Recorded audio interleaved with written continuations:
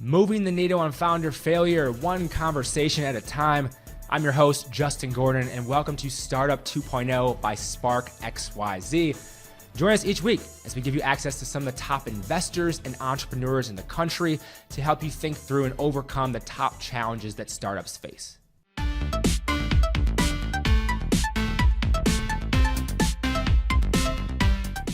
Today's guest is Laurent, an entrepreneur turned venture capitalist, also the lead investor of Luma Launch. And Laurent is one of the most genuine people in the Los Angeles venture community, and we're excited to have him on the show today. Laurent, welcome to the show. Hey, how are you? Good. Happy to have you on. First of many, many more interviews we have to do here, which is going to be so much fun. And what we want to start off with, first off, is what areas is your company focused on in terms of investing? So Luma Launch, I can sort of give the high-level background.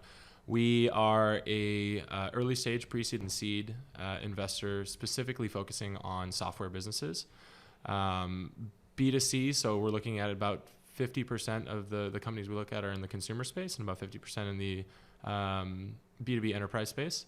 So vertical SaaS businesses, marketplaces. We have a little bit of some allocation towards media, so that ranges between gaming or VR, AR, social. We have a couple content investments, but we have predominantly focused on traditional software businesses. Yeah, and has that changed at all over time, or is that kind of always been your focus? I think due to the nature of how early we are, so because we are a pre-seed fund, we have to be opportunistic and vertical agnostic, and so over the years we've had more of a focus on certain verticals, be it vertical SaaS businesses.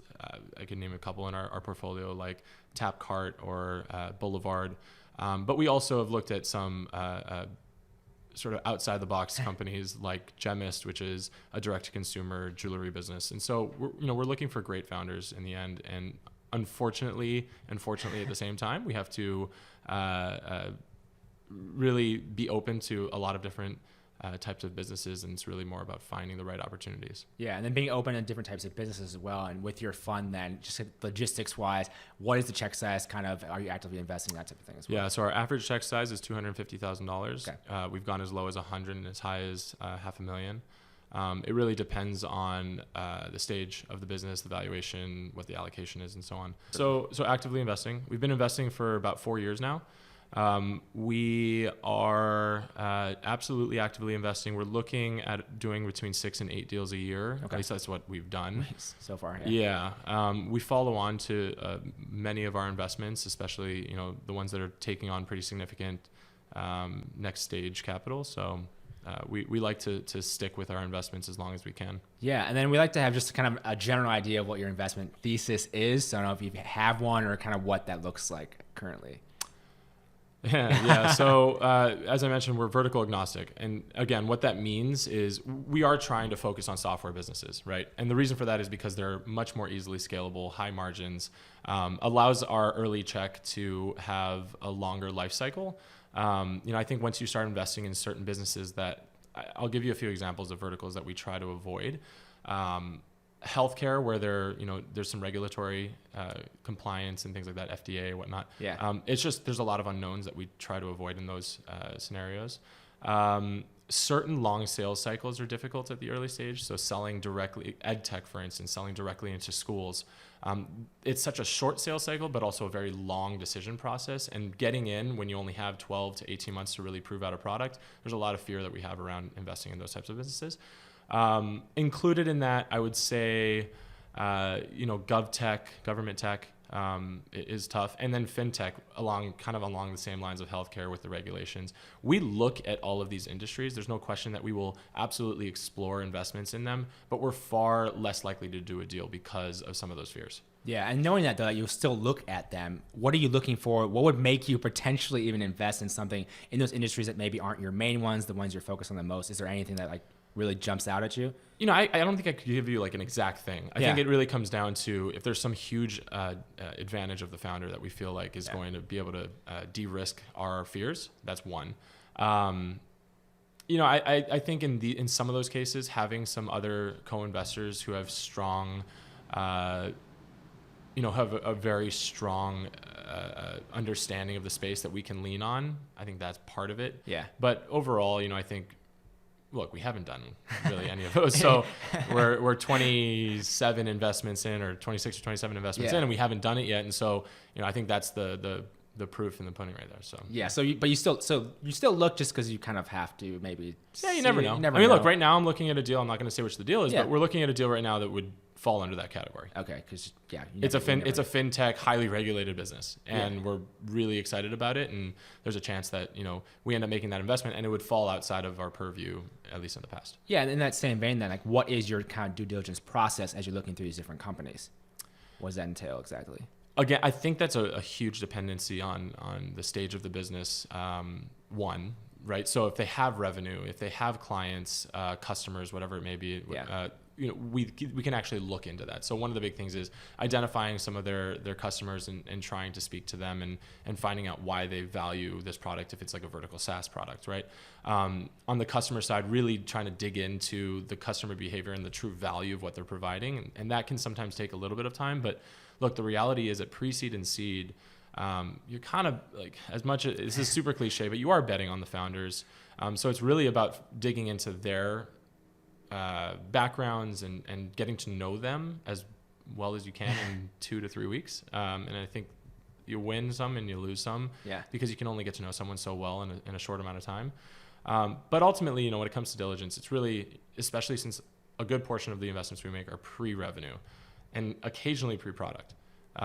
We are trying to gather as much information as we can about the founders themselves, about the space, the competition, obviously, who's tried to do this and why they've failed. Those types of things are what often lead to at least us being willing to take a swing on that specific product. Yeah, and then digging a little bit deeper just into the founders and how you're finding and evaluating them. Like, only a couple weeks, you mentioned, like 2 or 3 weeks looking at them. Are you multiple conversations with them from each different person at the firm? Like, how does that work in terms of evaluating them and seeing, okay, is this someone we want to pull the trigger on exactly? Yeah, so, we have a small team.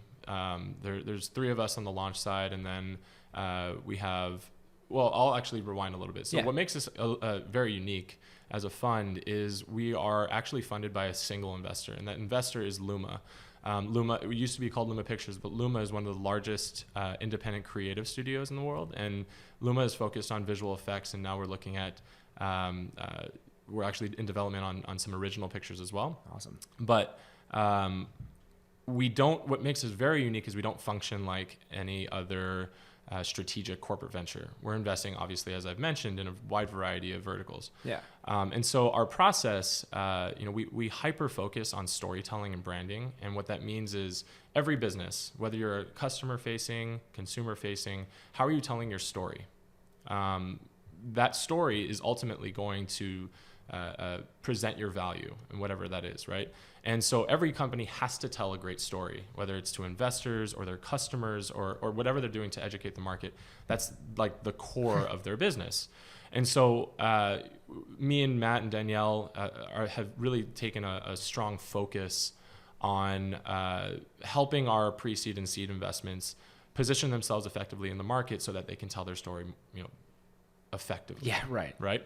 And so our process is, I'll meet someone, or Danielle or Matt will meet someone, get to know them a little bit. If we think that they are, there's something there, we'll bring it to the group, the 3 of us.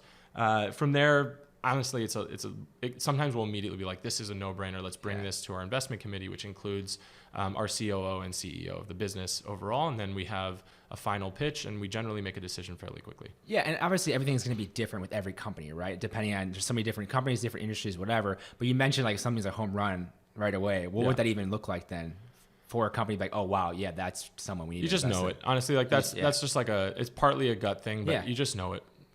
There's no quantitative reasoning behind that. Yeah, you just kind of feel it from. Yeah, if everyone just looks and sometimes the truth is, sometimes those are the ones that you lose your money on, right? And I think more often than not, it's the controversial ones, the ones that you have to really do the work. Those are the best companies. Some of our best performing companies now, looking back in the last 3 to 4 years, have been the ones where we've had actually some discrepancies amongst the team where we had to work through it. Because I think, you look at some of the greatest examples in tech, Airbnb, Uber, some of these companies that have gone on to be, colossal successes, you go back to their early investors and they were almost all very split decisions. Yeah. I don't remember the firm, but one of the firms who invested in Airbnb talks about this, and where they said like it was a real process to actually get it across the line, because people, and as you can imagine, go back to the early days. Yeah. You're going to sleep on someone's random couch. Like Right. it's one of those really weird, out of the box conversations that people weren't necessarily thinking about. Oh wait, no, they're going to be the largest hotel chain in the world. Yeah. And everyone is going to do this. Right. And so it just doesn't, you have to be able to have some, I'd say some friction. Yeah.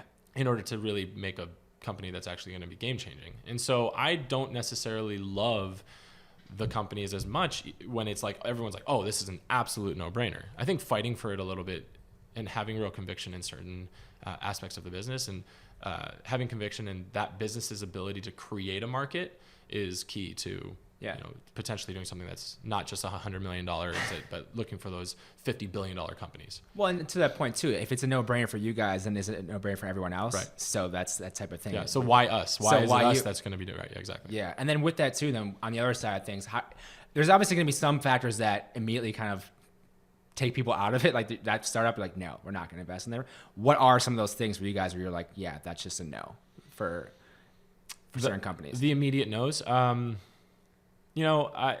Look, the reality is I think most of the time the immediate no's are coming from one of two things. One, I don't see that value. Like I don't, whatever the story is that they're telling, the product value is not clear. So whatever the business is, I'll ask, why is this something that someone can't live without? Or why is this a product that is such a pain point that they're going to be willing to pay more money for? What is this replacing? If it's a SaaS business, for instance, right? What product is this replacing? And if I don't feel like right away that there's something very clear that they're either producing some form of like indispensable value for that company or customer, that's a very quick, easy no, right? Yeah. The other thing is just the founders. I mean, I think ultimately it's not always whether or not. I think sometimes we're like, oh, well, this founder has grind or effort or the tenacity to be successful. That's one component.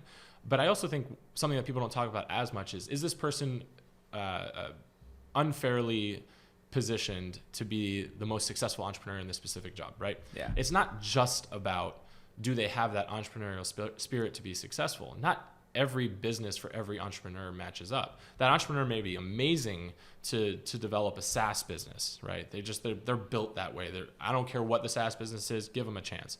But if you're building a consumer software business or a consumer goods business, whatever, you're going to have a sense of taste. You're going to have a sense of cool factor. You have to understand what's going to catch. And that just doesn't necessarily come from, hard work and whatnot. So matching and that's just like high level. If you're going into a business that has any sort of regulations or anything like that, a real strong understanding of how to navigate those regulations, I think is huge. And so sometimes I think more often than not, I'll look at a founder and say, I just don't think you're the right person to build this. Not because you are not smart or anything. It's not about that. It's just, I don't see that you're the right person to actually build this product. Yeah, and knowing though that obviously a company is going to have more than the founder, it's going to be a founding team. Like, what are you looking for industry expertise from at least one of them? Like, what are you looking for in terms of that team makeup and dynamic? Yeah, I mean, I think this most often when we're looking at software, we would like to see a technical co-founder, right? Yeah. It's only, and really it comes down to the fact of you're going to have to make a lot of changes along the way. The product that you have today at our stage, again, being super, super early, the product that you have at our stage really won't probably be the product that you have in a year or two. Like you're going to have to pivot and you're going to have to be nimble. And what gives you an unfair advantage as a startup versus a massive conglomerate is the fact that you can be nimble. So if you don't have that strong technical team or technical founder, it makes it a little bit more difficult. Not saying we won't invest in founders that aren't technical, but it definitely helps. Yeah. I think answering this question is a little bit difficult at the micro level just because every company is so different, right? Yeah. So just saying like that the founding team or anything, but like that is a sort of a high level, nuanced component of the founding teams that we're looking at that I think are across the board pretty consistent. Yeah, they all have a technical co-founder within that, and they have they don't all have one, but a large percentage. Yeah. Okay, gotcha. And then with founders as well, and with the startups, what kind of challenges do you typically see them facing that you guys can help them with, or that you have the expertise to kind of guide them the right direction? Like, what are some of those challenges? Look, my background is in operations. I think, like many other early stage venture funds, there are certain things you have to do, right? You have to help them with fundraising. That's just the reality.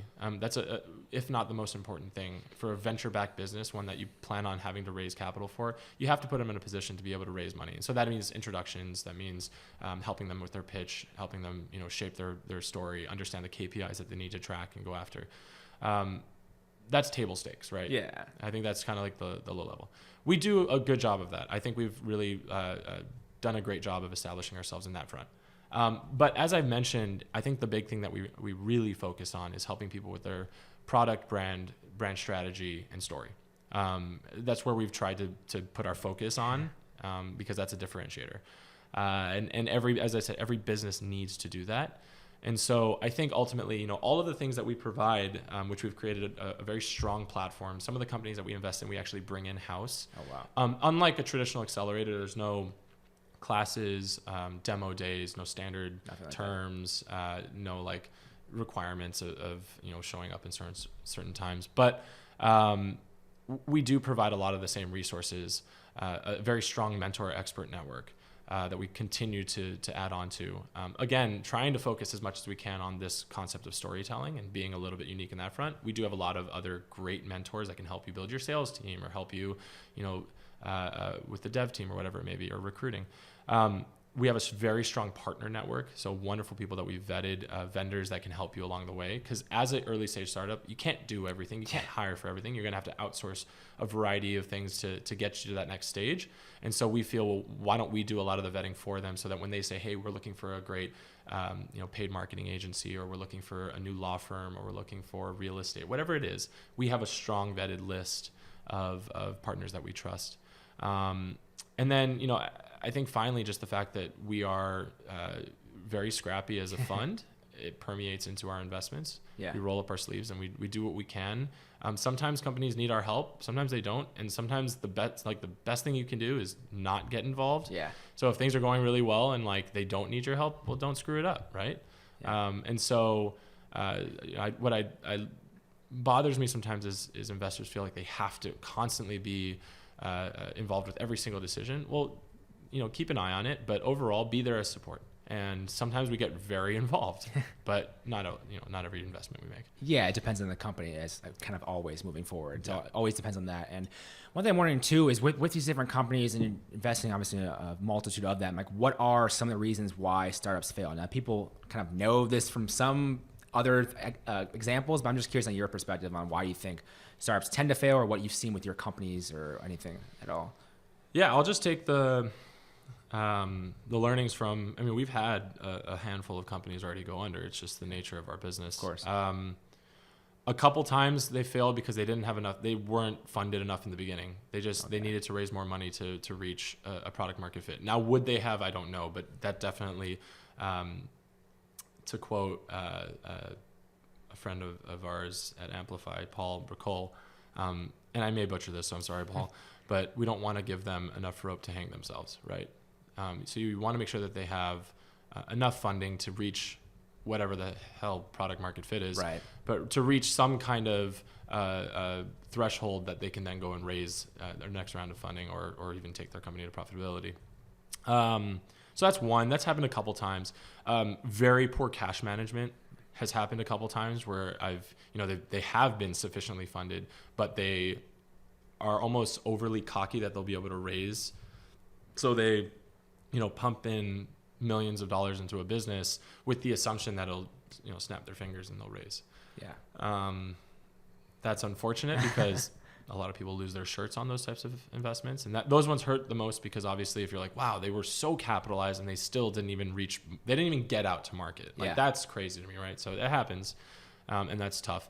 And then one of the obvious ones is you just don't reach market. You try everything and you're converting customers at 1% and you just can't, you've tried everything and you've exhausted all your different options. You've pivoted 3 times and just, there's not a market for it. There was a thesis that we had early on in investing in a space, and ultimately we were wrong. Yeah. And that's how most companies, I think, fail. Especially if you vet the founders correctly, they will give it the right shot. Yeah. And they'll continue to iterate and try everything they can, but ultimately sometimes it just doesn't work. Yeah. And one thing I don't think many people talk about, what is that conversation like with the founder when trying to decide it's not going to work? You can kind of see that they're not sure. They may be asking you for advice.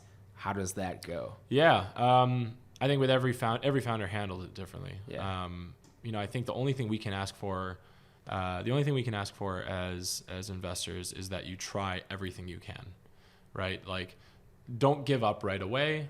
Iterate, test different things, because you never know. Something may be just like your biggest home run swing, and something like, oh wow, this works. But ultimately, you do what you can to be the best fiduciary to your investors, and we make these investments knowing that most of them are gonna fail. So, don't hide certain things. Be very upfront and transparent, and let us help you. And I think the founders who let us do that, look, it's just, again, we'll support you and maybe even invest in you in your next company because you did that, right? And so that's the key. What areas of the startup landscape are you most excited about right now? I think messaging is the next, I don't want to say frontier because it's not, but there's a lot of companies that are being built off of messaging. We have a couple in our portfolio that are focusing on it. I think that when you look at other culture, one of the ways that you can often see sort of how trends are going is you just look at other countries and where they've developed into, and looking at China and how they use WeChat and the level of how their lives sort of function around the just text messaging experience. I think, and again, we function very differently in the US than we do in other countries, specifically in Asia, but I think that we're going to see a strong shift towards more platforms that are built off of the SMS experience. And I know, like, right now, a lot of people are building stuff on Facebook Messenger and a variety of other platforms. I think ultimately the SMS experience is what we're not only addicted to, because the open rates are 98% within like 30 seconds or something crazy. But it's become, I always laugh about this, but iMessage is the most powerful social media platform in the world, kind of. If you look at a kid, and a kid being a teenager in this day and age, yes, they're all obviously on Snapchat and the socials, and the Snapchat numbers are actually incredible still. How old you are is when you still call it Snapchat because it's Snap now, right? Yeah. Snapchat. Snap. If you look at a phone of a teenager, they probably have 40 to 100 group messages going at once. Oh yeah. That are across a wide variety of conversations and topics. And if you sort of remove yourself from that and think about it, and all of the add-ons, the applications that iMessage has that they're using to enhance that content, that is a content play. That's social media. Yeah, exactly. Right? And so all of these conversations are super hyper specific to their personalization. And I think that, and what I mean by that is you'll have like a group chat with a few of your friends talking about Game of Thrones, and you'll have some people talking about, Monday night or your fantasy football league, right. Or you have your just like random, you name it. I've just seen I have some random group chats that I don't even want to talk about. It's like 30 NBA group chats at USC. It's so wild. Right. So these group chats are permeating across the younger generation. It's becoming a version of social media. And I think with that, there's an expectation of personalization that comes with the every platform that we interact with. I think that there's almost a narcissistic expectation that everything is built for us, which, to me, it's like, you're just an asshole. But the reality is, it's just an expectation that everything is tailored and personalized for the individual. And so any product that you're creating right now, you have to take that into account. And so it doesn't necessarily have to be messaging, but thinking about why messaging is becoming the most powerful platform is because everyone is expecting a very personal experience, whether it's shopping, whether it's content, whatever it is that you're doing. Your browsing experiences have to be tailored for you, which again, like somewhat narcissistic if you think about it. It's like, well, why are you so special? Yeah. Because you're not. or me. But that's what we're starting to see a lot more of customization around those types of platforms. And I think it's interesting. We'll see. Well, I mean, with that then too, what do you think are the actual opportunities in terms of businesses, like building on top of applications on top of there? But like, how does that work? Yeah, Like, I mean, you know look, what I mean? I'll just give you a few examples. Sure. So we have a company called Community, which is growing really fast, but it's a platform that allows brands, artists, influencers, I think they're focusing right now on artists mostly, but to be able to put out a 10-digit phone number and have their fans communicate with them through text message, right? And that essentially is just social media if you think about it. I mean, it's not like 10 million people communicating with Beyonce Knowles is not her sitting there all day texting with them. I don't think any expectation of that happening. But through these conversations, the content that she's sending out to her fans is going to be personalized to those individuals, whether it's based on their age, their location, their gender, their interests, whatever it may be. They start to get to know the individuals far better than any sort of billboard social media platform can do, like Twitter and Instagram and so on. Yeah. And so like there's one example, and that's actually a B2B business. They're actually selling to the artists who then, utilize their platform, which is interesting. Another one that, that I've seen is a lot of customer service platforms, but specifically tailored for certain industries. I've seen some subscription services where they'll text you, every single day. I think Gary Vaynerchuk has one with wine. Wine text. Yeah. Right. So he sends out a text every day of some wine deal, and you just say yes or no, and it's like, wow, done. Super easy, right? yeah. That's a totally different way of shopping than we've had even a year or two ago. So there's a lot of platforms that I wouldn't be surprised if there was a very specific Shopify platform that was created just for text messaging. Yeah. Now, granted, Shopify may do this because they're the best company in the world. Well, exactly. But I'm very bullish on Shopify because of a variety of things, and that's concept of personalized shopping. And they just passed eBay, I think, as second biggest behind Amazon. Yeah, I think it's only a matter of time till they. Yeah. I mean, I don't know. I don't know the public markets at all, so don't take this as a endorsement of buying that stock. But, right. Yeah. There's anything else in terms of just things you're excited about besides messaging, or is that just kind of the main one you've been thinking about recently?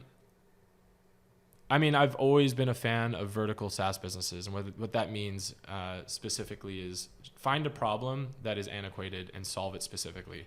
I think we have a lot of platforms that are trying to solve everything at once, but if you actually solve a very specific pain point, going back to my value conversation, if you solve a very specific pain point and then sort of enter into a space through that and then permeate once you're in the space into other verticals, I think that there's something really cool there. We have a few businesses that we've invested that have really solved a specific problem for a specific demographic.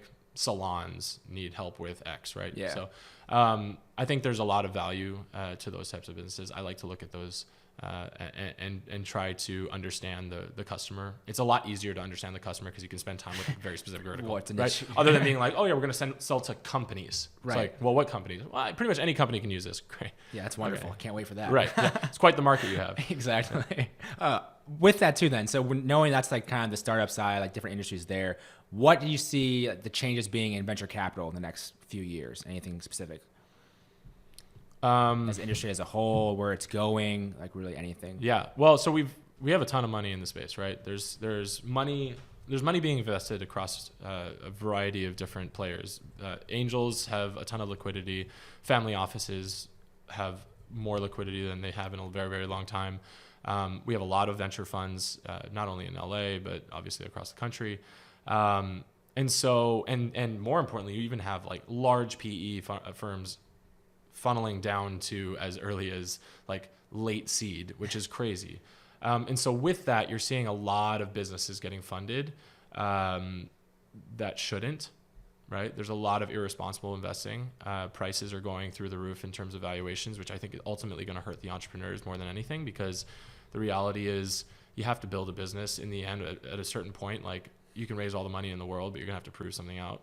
And if you're a piece of shit business, you're a piece of shit business. Right. And so with all this money coming in, there's a lot of bad businesses getting funded. So I think the next year or two is there's going to be a correction of sorts, and it may not have anything to do with the markets themselves. It's just at a certain point, like, the other shoe has to drop. So we'll see. Yeah. And with that, you obviously have talked about the VC side of investing, kind of what you're looking for, due diligence process. For the founders, what should they be looking for in a venture capitalist or an investor in their company? You just don't want them to be an asshole, right?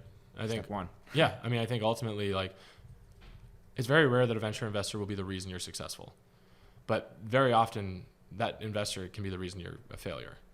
And I've seen more often than not VCs causing problems versus being a solution.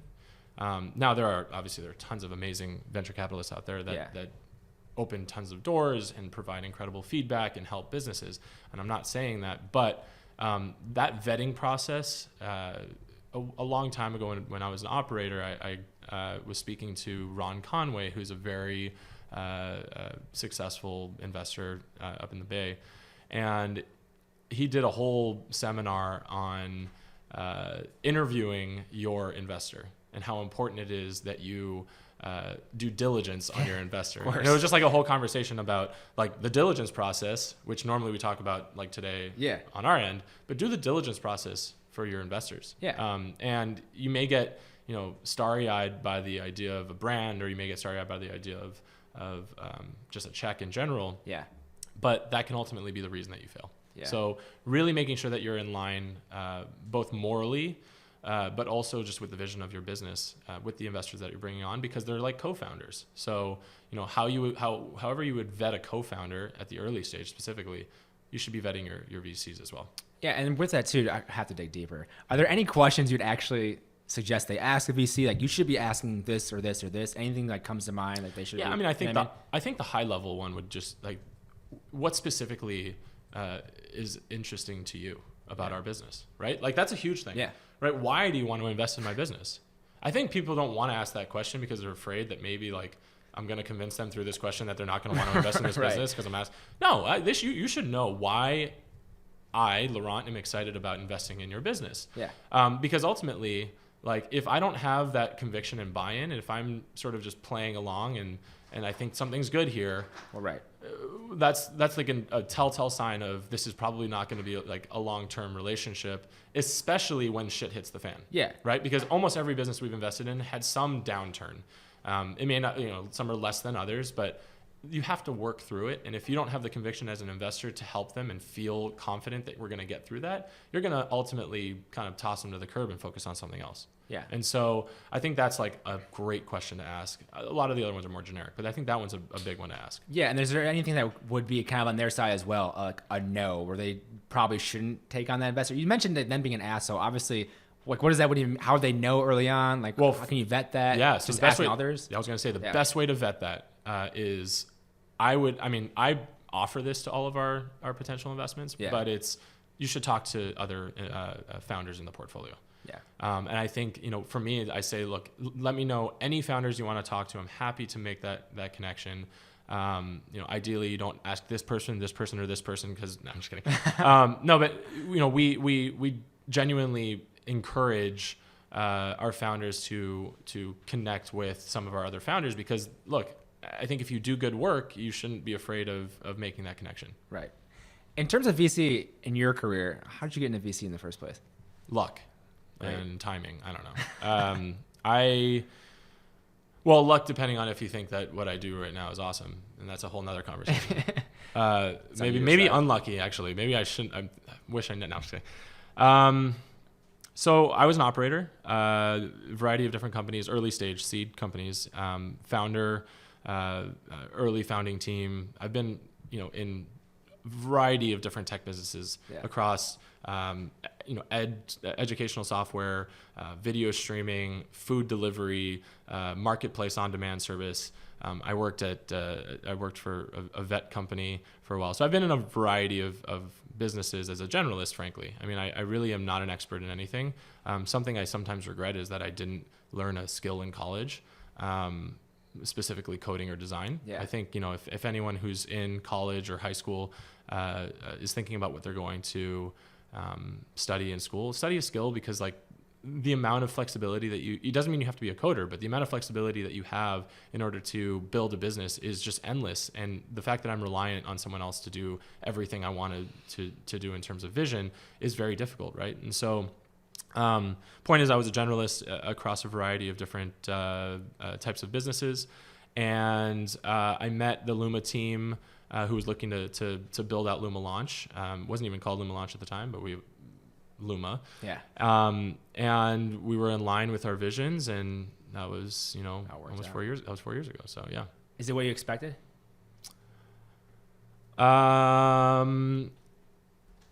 I think the perception of VC and the reality of VC are two different things, especially at our stage. Yeah. It's a lot of work, and I think there's this perception that, and it rightfully so, there's sort of this armchair expert. I mean, I'm sitting here right now talking to you like as if I'm some expert, and I don't know shit, right? So like, the reality is, I've spent a good amount of time in the tech industry, and now I've done this long enough to at least be able to recognize certain pattern recognition and be helpful where I can. But I think what's really dangerous with VCs is when they start feeling like they have a sense of entitlement, and when there's like, we're better than other founders. Frankly, I think that founders are, I envy founders. I don't think I have the gene that it takes to be crazy enough to be a founder, because it's so hard. Like, you have to work, through so many difficult times, and you have to have the, as I said, almost like a naivety, like when it goes to naivete, whatever, how do you even say it? Naivete.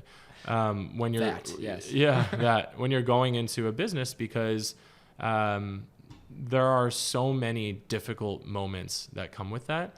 And so being on the VC side, I often kind of take a look through the looking glass in this case. And I'm envious, because it's like, when you see the success of a linear product, right? When you work for a week and you look back and you go, wow, look what we built. Yeah. I don't get that, right? I think a lot of this is hamster wheel. I'm running on a hamster wheel. You do diligence for a while, and you make a decision. You go left or right. And it's like swipe left, swipe right, like Tinder of founders. And so, like, you either say no and you get back on the hamster wheel and you do it all over again, or you say yes, and guess what? You're back on the hamster wheel and you're doing it again. Thing. And there's a lack of, this is the negative. Now, we'll talk about the positive real quickly, but there's sort of a lack of accomplishment sometimes that comes with that. And then even when you get involved with the businesses, which we do, and we're very hands-on, it's still their company. And it'll always be their company, and like, their success, we'd love to share with that. But like, ultimately, we're supportive. We're a co-founder, but we're not, right? We're involved as much as we can. And then you kind of go back and you sort of look at another deal. Now, to me, it's great because I'm super ADD. I love the idea of being able to like dive headfirst into something, the next day come back and go into, one day I'm in a social media product, and then I'm in a, content business, then I'm in a consumer software business, and that's fun. And the fact is, I get to meet some of the smartest people in the world.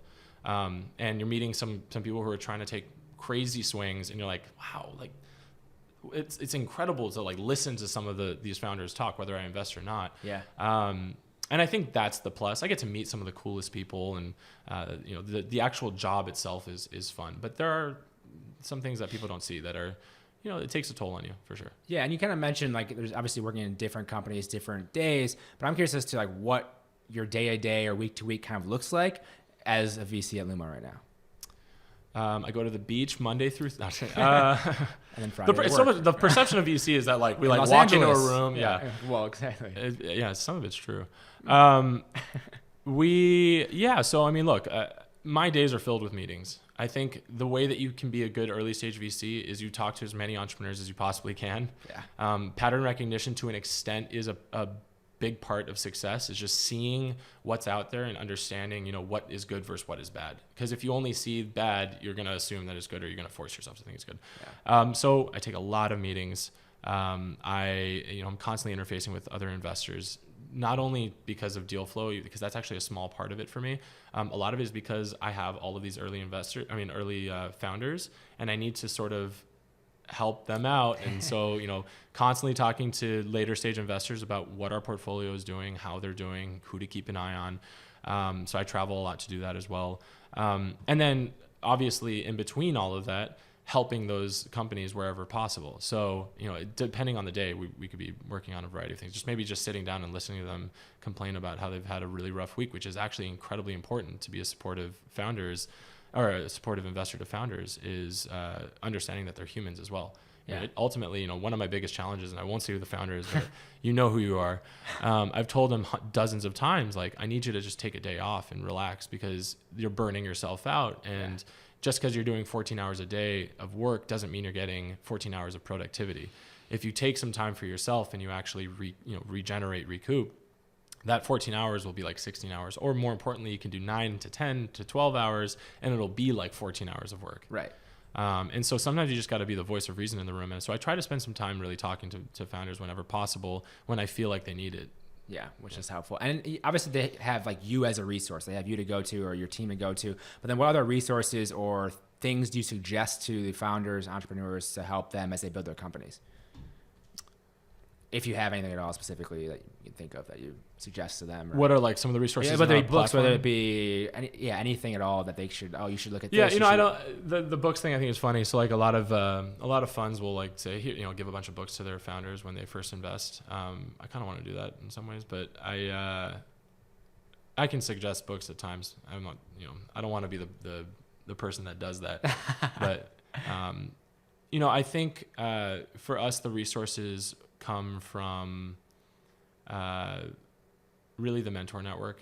We just have when we started Launch, the premise was to create a platform that was community based. Yeah. LA is still very nascent. We're still extremely small in comparison to San Francisco and a little bit, and frankly, in comparison to New York. And so I think right now it's about sort of rising the tide for the entire LA ecosystem. And part of that is a lot of people here who are extremely successful want to give back. And we're giving them a forum to do that. And so we have I know Amplify has done a great job of this, and Mucker and a long list of other funds have done a great job of cultivating the ecosystem of people who have been successful in a variety of different verticals to support these early stage founders. Yeah. And I stress that, that's the number one resource. But more importantly, I think the best resource that any of our companies have had is the other portfolio companies in our that are surrounding them. So if they work in our space, the best advice or the most valuable experiences have actually come from just founders sitting next to each other and having conversations about some of the problems that they're having and getting advice. Yeah, which just shows the power of having that community there that you can offer. It's not a WeWork, right? Yeah. People think we have a co-working space. It's like, no, it's not what we are. It's our portfolio company. No offense to WeWork, but yeah. Touche. Anything else you'd want to tell entrepreneurs, founders, anything you think of, anything at all, really, before we wrap things up? I think just like how we need to think about founders as people, I think it's important to understand that investors, there's a person behind the investor as well. And so when you're going out and raising capital, the importance of connecting with a human being is vital to success, especially early on. I'm pretty rough around the edges when it comes to I don't fall under a lot of the social norms that are expected from VCs. And I do that on purpose because I think that, I'm a young investor in the grand scheme of things. A lot of VCs have 30, 40 years of experience, and it's kind of their retirement swan song when they're in the VC side.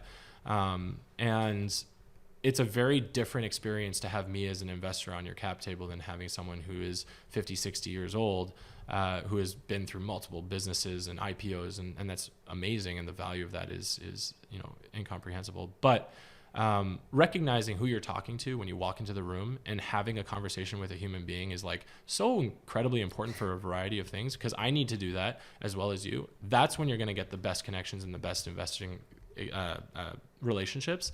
And so do your homework in some ways. And what I mean by that is get to know the person that you're talking to prior to walking into the room. If you're a founder looking for money, don't just look at the website and see what they're wearing. And I love when I hear that. It's yeah, I'm wearing a black t-shirt. I wear this in my picture on my LinkedIn. Okay, fine. So I'm not going to wear a suit. Great. But do you actually know who I am? Yeah. Right. I'm originally from Hawaii. I moved to LA. My parents are divorced. I can give you a whole long list. Listen to some podcasts. You'll find out. Right.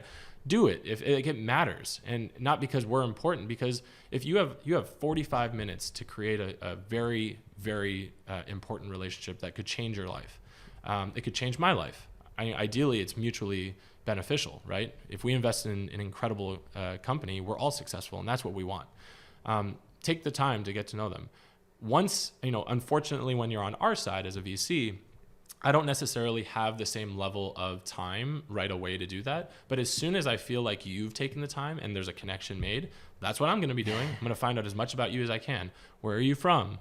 Do you have any brothers or sisters? Yeah. What did your parents do? And so on and so forth. That matters, because that's the essence of who you are as a founder. That's who you are as a person. I don't want to invest in a piece of shit, right? I want to invest in someone that I am proud to say that person is in my portfolio. I took a gamble on that person when they were not doing any revenue, whatever it is. And frankly, my best investments have been because I have like a very strong relationship. And so I don't know if any of that made sense, but I think that like for me, the number one thing I wish people would take away from some of these talks or whatever this is, podcast, web series, everything, is that make a connection, because ultimately that connection is going to permeate for a very long time. Yeah. And for you, why are you in VC in the first place? I guess I know how you got here and everything, but why I wake up in the morning and ask that question every day. I don't know. What is my question? I'll talk to my therapist next week about it. I don't know. Why am I in VC? Or why do you stay in VC? Let's put it that way. Right. Well, it sounds like I've been very negative on that. I'm not. That's the funny thing. I think it's super. I think everyone has negativity around what they're doing. Like, no matter what, you're constantly going to be questioning what, of course. Is this the right thing for me? Should I be doing this? Of course. I've been doing this for 4 years now, and I love it. I don't want you to think that that's not how I feel. Yeah. I just think it's important for people to understand that it's not all, flowers and sunshine and rainbows, whatever. Yeah. There's a lot that comes into it. It's a very complex job that, complex in the sense that it's a mind fuck, right? Like in the end, like you're constantly like trying to help these founders, but it's not your business, and there's all of these things that come into play. And do I love VC? Of course I do. I'm an operator at heart though. I want to build stuff, right? So I think that's kind of where Launch came from, is the fact that we like to build this platform and build this brand specifically on the concept of supporting our founders. And maybe that's why I sometimes, am a little bit more emotional about the concept of like connecting with those founders, because it's sort of living vicariously through them. Yeah. Do I want to do this moving forward, I guess is the question. Yeah. I mean, I think that there are different ways that you can be a VC. And frankly, I think that our industry is kind of fucked up. Like, I think that we need more people who are willing to recognize that and try to change the dynamics a little bit, because ultimately money prevails, right? If you have the money, you can do whatever you want. And that's, I understand that, but at the same time, like if we want our founders overall to be successful, we need to be thinking about this in a more holistic way. And so, yes, I want to move forward, but I want to move forward with the same perspective of not becoming what I hate. Yeah. And as soon as I become that, I hope my friends and people around me will tell me that, what happened to the Laurent that said this, however many years ago. Yeah. And hopefully get a reality check so I don't become, what I don't like about VC. Yeah. And you mentioned you love VC, but you mentioned you're also an operator, and you don't get to share in the same thing. If you're a founder, it's different than if you're the investor. Do you think you'll ever get back into starting a company? I don't know. Yeah, maybe. As I said, I don't think I'm definitely not a solo founder. Yeah. I'm an operator. I'm pretty analytical. I like to, I don't believe that I'm necessarily the big vision guy. And what I mean by that is I may have ideas, but there's a very big difference between having an idea and having a big vision. I probably would live more on like the COO role as an operator in terms of my mental thing, but I don't know what I'm going to do. Yeah, who knows? Right? Possibly. Like, talk to me in 10 years. We'll see what happens. Yeah. I kind of, I do my best to be the best investor today that I can be for Luma and continue to build our portfolio and be as supportive to our founders as I can. And, whatever happens in the future is why it's called the future. Yeah. Touche. Where can people go to reach out to you, connect with you, all that sort of thing? Our website is lumalaunch.com. We do take applications for investment, whether it's our coming into our space or just traditional like seed investment. I highly recommend you get someone to also recommend you. I hate when people say this, but it's true. And I specifically say it because it's sort of a barometer to understanding your ability to find a connection and hustle. I think like anything else, I'm not that hard to get in touch with. I'm fairly responsive as much as I possibly can, but we do get such a massive influx of inbound that in order to like squeak through the noise, it's very unlikely that it's going to happen simply from just like a cold email. Yeah.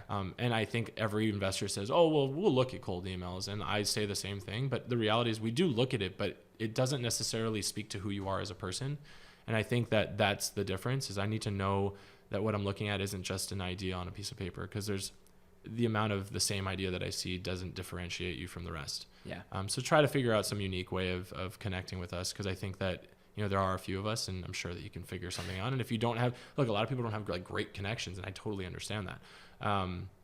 So, good luck. I mean, I'm out and about all the time too. Find me and I'll talk to you. I'll spend as much time as I possibly can, after events and have a conversation in person. I'd rather do that than do cold emails. Yeah. Laurent, thank you so much for coming on the show today. Thanks for having me. Thanks for checking out Startup 2.0 from Spark XYZ. If you want to learn more about startups and investing, you can check us out. Join the ecosystem at sparkxyz.io.